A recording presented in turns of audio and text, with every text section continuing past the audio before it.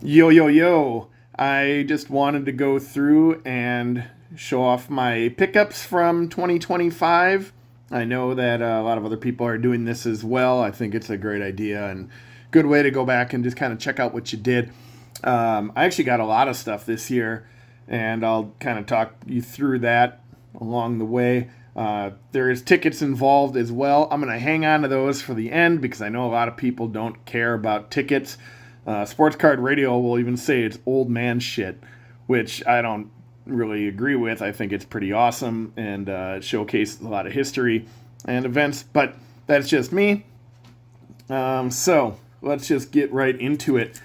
I picked this card up about 4 weeks ago, and as a Packers fan, I was really excited. And then just a few days later, he went down for the year with an ACL. So I'm sure that by summer, this card will probably be half of what I paid for it. But I don't know, what he was doing for Green Bay and turning the defense around was incredible. And I'm really hoping for a full recovery. And we have 2.5, 3 seasons left to see him, and maybe an extension along the way or something. But Micah Parsons is awesome. All right. Next up, I picked up this Robin Yount rookie card, hand cut, 75 Hostess. I get this off of eBay. I think there's 3 rookie cards for Yount. There's the tops. There's like a TCCM or TCC, and then there's his Hostess.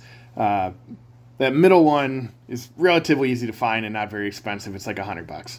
This one's, I don't know, maybe 200 or so. But again, Milwaukee fan and love Yount, and so I wanted to knock out all 3 of those. I didn't showcase the other one, but I have that one as well. Then I think I got this through COMC. This Conseco refractor, and I picked that up. With a lot of my cards and a lot of my stuff, I do a lot of rummaging throughout the summer.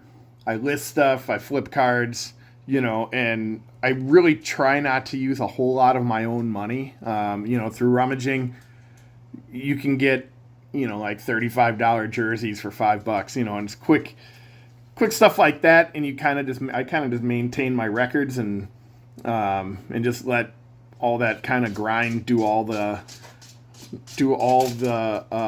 work for me, I guess, and pay everything off. So that's kind of how I do all of this. But ComC's a lot of fun to flip cards on there.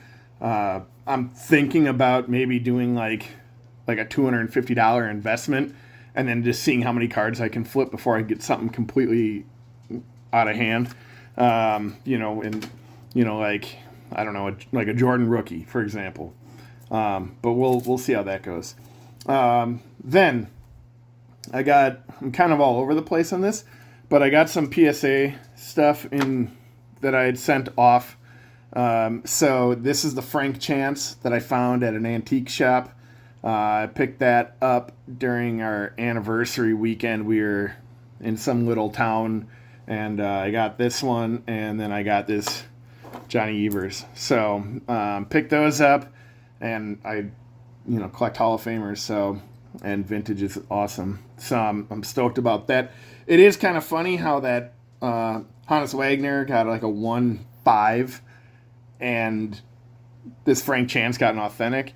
Now, I mean, there's no creases or anything on that, but there's some dings in the cardboard. But I still think that this looks better than that bent up Wagner. But what are you gonna do in that?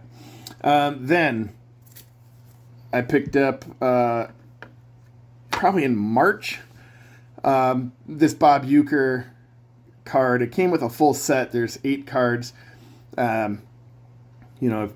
If you watch any of these, I've got a lot of Uecker stuff, and this is no different. But this set was really difficult to find. I didn't even know it existed until a couple of years ago. Couldn't find it at all, and then when he passed away, probably like 4 or 5 of them popped up. I grabbed 2. I graded both of them this one I'm keeping. I've got the 7 on eBay. So if, there's any Milwaukee people interested, you can check that out. I'm willing to negotiate the price and whatever. But, yeah, so these are really tough to find. I think there's only like maybe 4 that are graded. So then I picked up a lot of 1966 Topps cards from a friend's like father-in-law. And so I got a handful back, but that Clemente that graded out really well at a 7. It's really nicely centered, and I kind of have a Clemente set going now. I've got like 5 of his cards, so I'm going to continue to maybe grow on that, but I'm not going to go like super big, like not going to make it a priority, but just pick up stuff here and there. Along with that one, I got this Mantle that is really nice. Came back as a 5. I had another one that was centered better. It came back as a 3. I'm going to hang on to both of them for the time being. I've got one more that came back as like min size from PSA, so I'm just going to send that off to SGC and see what happens. So, and then this one I actually bought off ComC, this Stadium Club Nolan Arenado refractor, and I just love the image of that. He's taking one deep, and then his image is up on the scoreboard there, and he's just kind of staring at it along with the ball. It's awesome. So I picked that up. I sent it out to grading. Came back as a 10. I'm pretty stoked on it. All right.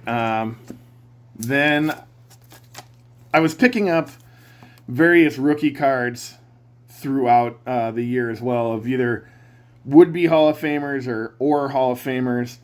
And I got this Barry Larkin, this glossy, probably in summer, I think, right around the same time. I picked up this CC Sabathia Bowman Chrome, which has actually been on my radar for a little while because he did play a half a season with the Brewers, and it was like the most incredible half season of pitching I've ever seen. I got to go to, I think I went to every single one of his home games from the time he got traded up until the end of that season. So the games that he threw, I was at all of them. And then I got the Scherzer as well. So I grabbed that off of ComC as well. And, just, through that, I go to card shows and I just buy a bunch of 50-cent cards that are worth, $2 to $5, and I send them off. And, as time develops or time goes by and money develops, then I just spend it on stuff I like. There was a handful of other Hall of Famers that were, junk wax era that I had bought. Craig Biggio, Tom Glavine, John Smoltz, that kind of stuff. But I just didn't really want to go through and pull every single card that I had bought. I just didn't really see the significance of those for this video. And then I've been working on like a Hank Aaron run. I have his rookie. I've got his first 4 or 5 years.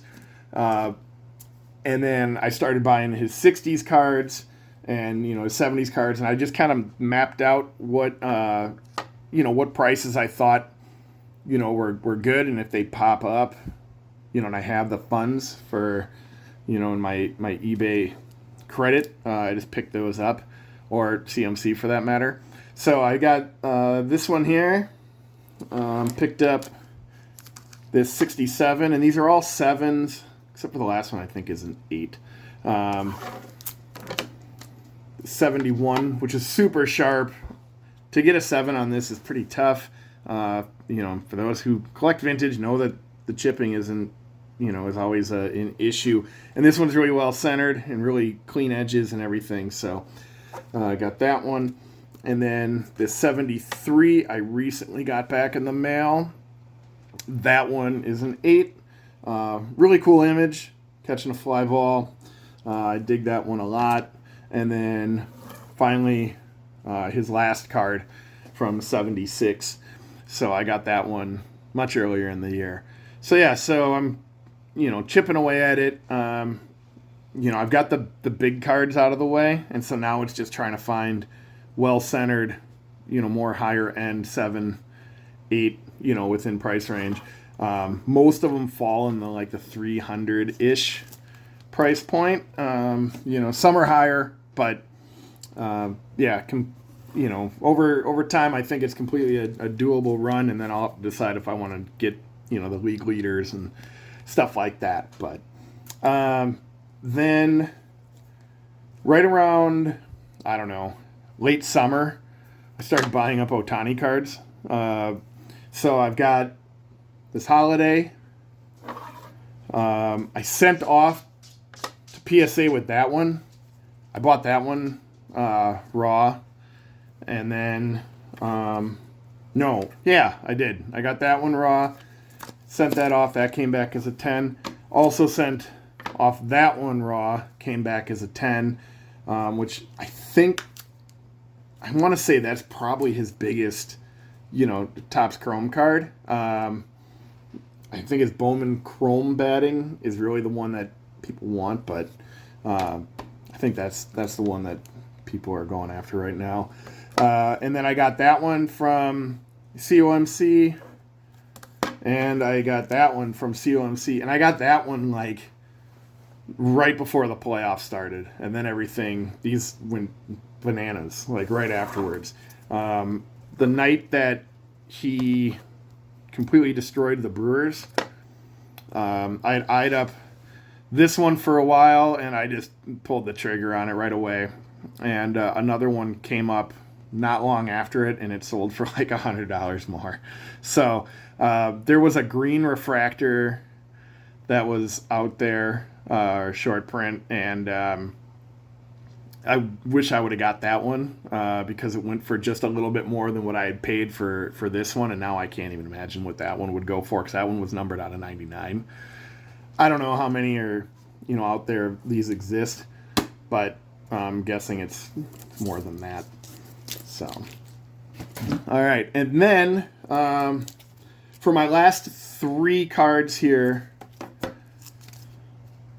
in spring, I'm in the middle of grad school, and so every time I finished a course up or a term, if I got A's, I was buying myself a little treat. So again, picked this up with my credit from eBay. This Griffey Skylines 9. Love this entire set. I actually think I like the Frank Thomas one a little bit more. So I'm keeping my eye open on getting that as well. But, I mean, it's Griffey. This is awesome. It's got the Space Needle in there. And, the clear background. So it's sweet. 10s are impossible. 9s I know aren't easy and low pop as well. So I'm glad I got that one when I had the opportunity. They pop up a couple times a year, I think. Picked up Bart Starr's rookie. I've got a Favre, I've got a Rodgers, I've got a Love. I needed to have Starr, and so picked that up. So I've got now working on all of the Wisconsin's greatest players. I've got most of the big rookies that I need. There's still some I need, like Ray Nitschke. I would love to have. And then, from the Bucks, Oscar Robertson would be great. But I've got Kareem, I've got Giannis, and in the Brewers, I've got Yount. I don't have a higher end Molitor. That's kind of one of the cards that I want for 26. But yeah, so, just slowly kind of chipping away at building up a pretty good collection. I think it'd be really cool to get all the rookies of the Packers Hall of Famers, or the ones and like the ones in the actual Packers Hall of Fame, not necessarily graded for all of them, because some guys are more or less commons, with Mark Tauscher, for example. But getting all the bigger names I think would be pretty sweet. And then last for the cards, I just got this one bought this for myself for Christmas. So, I had my eye on rookies for, I don't know, probably a couple years, and they were up, and then they kind of came back down, and they got down to maybe like around like 1,500, and then it's one of those things where, you just kind of you keep your eye on it, and maybe you should buy it, and you don't, and then all of a sudden it starts climbing again, and I kind of waited it out to see what the floor would be instead of just pulling the trigger, thinking maybe it might come back down, and it still might, but I still think I got this for less than what it's going for. So I negotiated with the guy a little bit and worked with me. So it was actually being sold through the PSA vault, which if anybody's bought from the vault before, it was my first experience. It comes like in a weird like cellophane where it's I don't know, it's not like a penny sleeve, or where there's a back. I had to like really carefully cut it out because there's a giant sticker that came on the front like a barcode, so you can't just keep it in there. And if you take like a sharp object tool, you don't want to scratch up the case. So it was kind of an operation to get it out, but I did without any problem.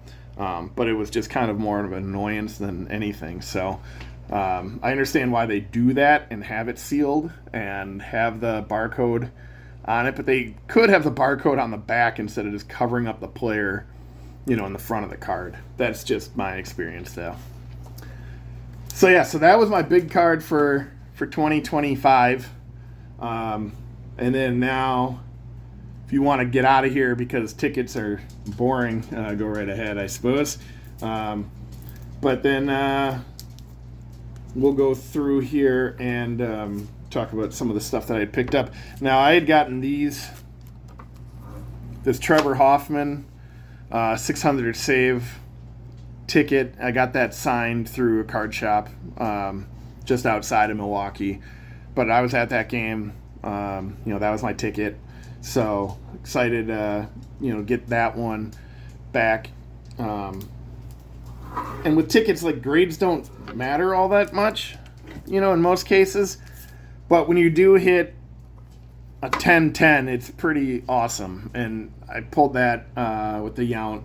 And I got that ticket like from a rummage sale from some lady, and she had 2 or 4 of them. And, I sent off one that I just thought was clean. Got that back. The one gripe I do have about it is that, inscriptions, if you do pay for autographs, inscriptions do generally cost extra. And I want to say for Yount, it was $50. And I asked for 3,000 hits, and he just wrote 3,000. And when you consider it, by the letter or the character, 3,000, for like $50 for him to write that is ridiculous. And it adds value and all of that, but at the same time, ridiculous. So that's my gripe about that. But I will be asking him to do more more inscriptions. We'll see that here momentarily. I got this Jackson Churio MLB debut. I got that from somebody on the Boogers Facebook page, and then when there was a signing, first opportunity I had, I got that one signed with the MLB debut inscription, and came back as a 9-10. And then I got this one back. This is his first home run, and that came back as a 10-10. So signature is maybe a little to be desired, but I think that's pretty common for like all players lately. So if it was just like an X or something, or like just like a J and a dot, I probably wouldn't have gotten it, but it's better than nothing. And then I was at Bob Uecker's final game. More Uecker stuff. This is his final MLB game, and his sound off was pretty sad when you listened to it. He knew it was his last game, and afterwards, Yelich kind of confirmed that as well without saying as such, that he just felt terrible that the Brewers had the lead and then they lost to the Mets, and Yelich just kept saying he just felt terrible for Yount. So, but this ended up being the last game he called, and then he passed away in the beginning of January. So, had this card, sent it off, came back as a 10. I've got a couple other ones that are, got one on eBay right now, but it's really hard to price these things. If anybody wants to leave a comment or something on a good way to go about that, let me know, because there's not many of them. And then I got this 93 Packers. This is the debut of the Lambeau Leap. Leroy Butler is really great about signing, and he wrote the date on there twice. So I picked this up on eBay from a guy who I do know through our ticket collecting, the Boogers website. He had offered it to me in the past, and then he put it up on eBay, and I think I was the only bidder. So happy to have it in my collection, and it's super cool. It's the most iconic moments in Lambeau history, are right up there, right with it. It's not the Ice Bowl, but it's it means a lot to a lot of people because now it's just celebrated every single touchdown essentially. All right, so these are not graded yet because I just got them recently. I'm hoping that maybe PSA will do like some kind of sale, or a special for grading on tickets, although I don't see that being likely.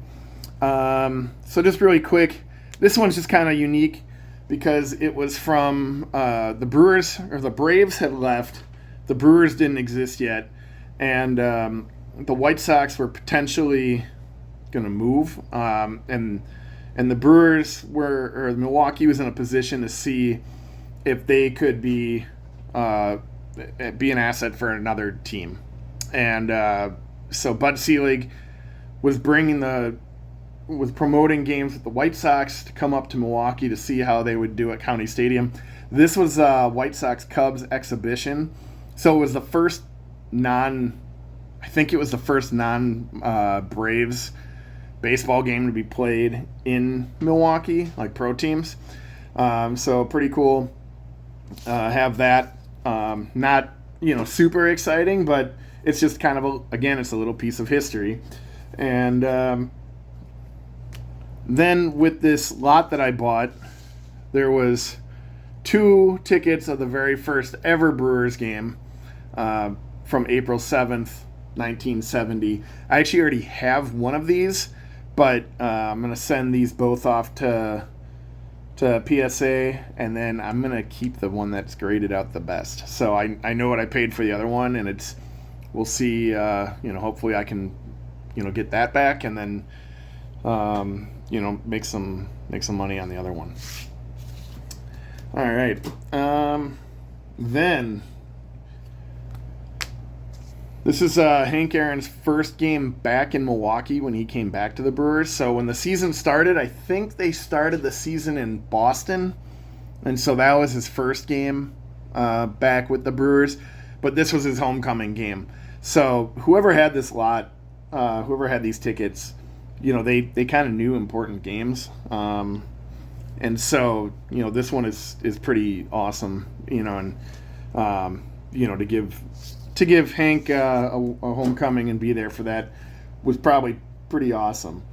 Next up is this April 6th game, which was rained out. However, you could just come back the next day with that ticket, and that was Paul Molitor's debut. So that was the first game that he played. I don't know if that was his first hit or not, but regardless, I think I'm debating if I get these signed or not, these next few. So I think I should, but I just don't know. So regardless, that's Molitor's debut. And then